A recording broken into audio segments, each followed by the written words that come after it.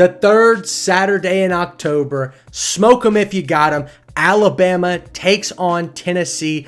This game is personal for a lot of different reasons for both of these teams. I think it's going to be a violent and very expressive performance from both of these teams who've had very frustrating starts to their seasons. Let's talk about this game, give our personal prediction, and then, of course, talk about the EA College Football 25 model that we've been working with over the last couple of weeks. For starters, Alabama has been unbelievably sloppy in the last 5 or 6 games, basically the whole season. Penalty after penalty, turnovers, not getting the ball back on a third down on defense, penalties on punts, face masks when there shouldn't be one, Hail Marys that almost win game or almost lose games, not recovering an onside kick versus South Carolina. The list can go on, including almost blowing a 28-3 or 28-0 lead on Georgia. My goodness gracious. This Alabama team is so up and down. If you're looking for a chart on somebody's heart, look no further than the Alabama scoring statistics as they go up and down throughout the quarters. Some quarters they have 28, some quarters they have 0.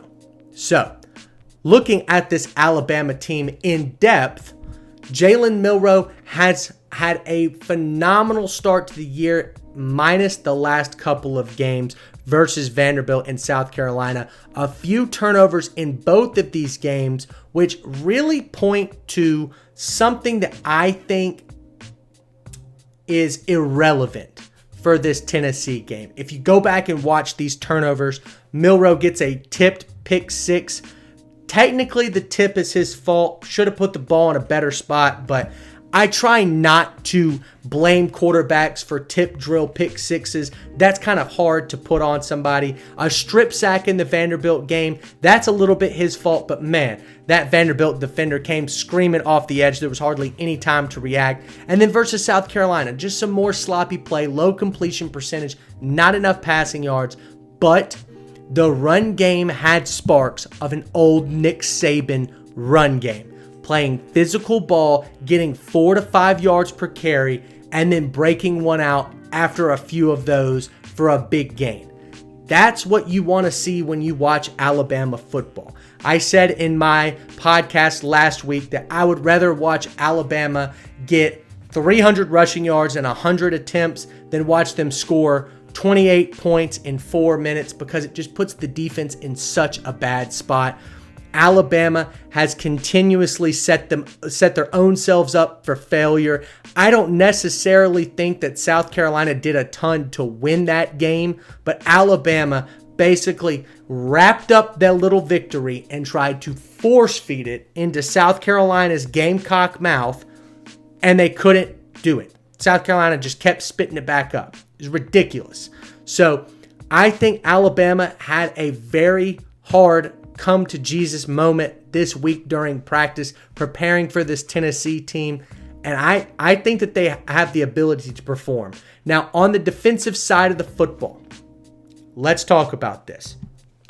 They're 12th in third down conversion percentage allowed. Considering what has happened versus Georgia and Vanderbilt and South Carolina, the fact that they're still top 15 in third down conversion allowed, it's pretty impressive. It's so impressive that it's kind of like, what's going on? I think that this Alabama team has the talent that almost every other Alabama defense has had. Do they have the first round picks? Not necessarily, but they do have the experience level to succeed at a high clip. And for the most part, they're doing that. It's these big plays that they're allowing, especially on the back end, talking about the defensive backs, that has allowed teams to be competitive over and over and over again. Go back, look at the Georgia game. They're losing by a ton. They start slinging the rock, especially downfield, and the Alabama DBs got, for lack of a better word, torched. Look at the Vanderbilt game. Alabama's defensive back unit was tasked with really stopping the play action pass, and then stepping up in run support to stop these outside zone power quarterback schemes. Did not do it. Versus South Carolina goes down finally in the fourth quarter. They've got to pass the ball. Nick Harbor gets a 40-plus yard bomb, Hail Mary in the end zone, catches it. Now, part of that is the fact that he's one of the fastest men alive, and he's like 6'5", 210, just a perfect specimen for wide receiver. But I digress. Let's go back to this Alabama team. On the offensive side of the football, they're 8th in the country in points per game. I think they're 2nd in the country in points per play. They're 3rd in the country in completion percentage. Jalen Milroe doesn't necessarily make bad decisions passing the ball.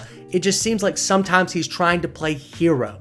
Better yet, I think the fact that he's putting his body on the line over and over and over again in these designed quarterback runs is just astronomically questionable, to say the least. Trying to take your star quarterback, basically the entire offense, and throw his body against SEC-type defenders is a mistake, in my opinion. So if Alabama, though, could run the football with their running backs at an efficient clip, maybe they wouldn't be doing this QB power stuff all the time. So that's enough about Alabama. Let's talk about the Tennessee side of things. Quarterback play, Nico Iamaleava, got it. He has been very disappointing. Has not passed for 200 yards in his last 4 games. Versus SEC opponents, not good at all. Tennessee is averaging 21 points per game in their last 3 games. But on defense, they're still stout as ever. They're 5th in the country in points per game allowed. They're 7th in the country in third down conversion percentage allowed. I think those are 2 very indicative stats of where this Tennessee team is at. You don't out-physical them. You don't outsmart them on third down. They really get to the quarterback, I think, pretty well. And that's considering that James Pierce Jr., a projected top 10 pick, has had a very quiet season so far. If he steps up, look out, because this Tennessee team, once again, might be able to catapult itself back into the top 5 teams in the country conversation. But overall, the offense is in shambles, and it's not necessarily from a scheme concept. It's about timing. Nico Iamaleava has just not gotten his timing down, which I thought that he maybe would, but it seems to me like a lot of his plays are coming off script. And when you play SEC teams like Florida, like Arkansas, you don't really get a lot of those off-script plays. You got to be Johnny Manziel to do something like that. And technically, I don't think Nico is there quite yet. So, very disappointing performance versus Arkansas. They follow that up with a very disappointing performance offensively versus Florida. They did run the ball really well with Dylan Sampson, but when you play a Georgia and Alabama and Ole Miss with their stacked defensive lines, I don't think you're going to be able to get that type of push. So the run game might be proved to be ineffective, and it's going to go back into Nico's hands. Can he make a play?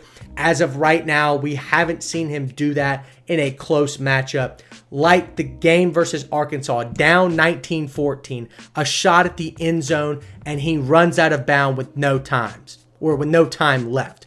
I think that is kind of indicative of where he's at right now as a quarterback.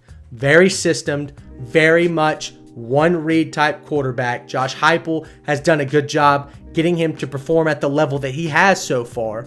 But you've got to let that raw talent start to mesh and mold with the other receivers and tight ends of this team. The timing has got to get down. The route running has got to be a little crispier. I've seen a few sloppy routes from this Tennessee offense, but I digressed. Let's talk about my prediction. Personally, when you look at a matchup like this, a few things come in mind. Who's the better coach? I'd like to give it to Kalen DeBoer. Who's the better quarterback? Jalen Milroe is definitely the better quarterback in this scenario. Home field advantage definitely goes to Tennessee. This is a top 5 toughest stadium to play in college football. Neyland at night, light show, orange, white, the checker, man. Unreal atmosphere. Last time Alabama was there in 2022, they lose on a game-winning field goal. They take the post and throw it in the river. So I think that this is going to be another barn burner, but instead of it being a shootout like it was last time, I think the final score was 52-49. This one might be a low-scoring affair. With the Alabama offense and the Tennessee defense, it's a strength-on-strength matchup. Who will win that? I think Jalen Milroe will get the edge there, but then the Alabama defense, a weakness versus the really just atrocious Tennessee offense. I think Alabama once again gets the edge there. It's so much easier to fix your defensive scheme and play calling than it is to try to get your 11 offensive players on the field on the same page and have them execute a play at a high level. So my final score prediction will be Alabama 24, Tennessee 14. Alabama wins this game by 10. But now let's talk about our college football 25 model simulation. We took this game and put in EA College Football. I simulated this matchup and 8 other matchups this week. We did the same thing last week. We, I think, had 8 total matchups. We gave 8 picks, went 6-2 on those. The model predicted 12 picks overall, 9-3 record, but 6-2 officially.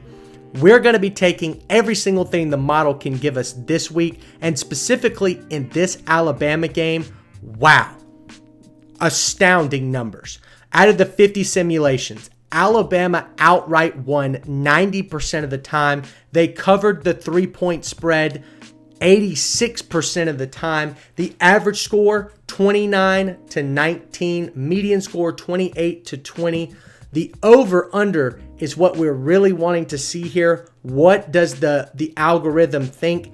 And not to me, but the algorithm says Tennessee, Alabama goes under the line of 57.5, 76% of the time. So not only will I be taking Alabama -3, but the under 56.5 is also something that I will strongly consider.